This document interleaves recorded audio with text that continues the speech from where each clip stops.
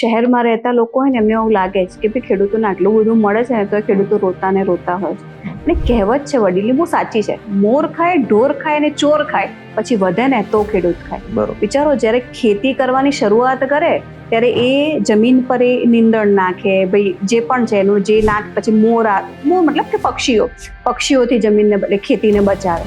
પછી રોજડા અને બધું ઘણા બધા અલગ અલગ પ્રાણીઓ હોય છે કે જે પાકને નુકસાન કરવાની તૈયારી કરે, એનાથી બચાવે. ચોર ખાય મતલબ કે ગામના લોકો હોય કે જો ઘણા બધા અલગ અલગ વ્યક્તિઓ હોય છે કે જે એ પાકને છીનવવાની કોશિશ કરતા હોય. એ સિવાય જે વાતાવરણને તો આપણે ભૂલી જ જવાનું.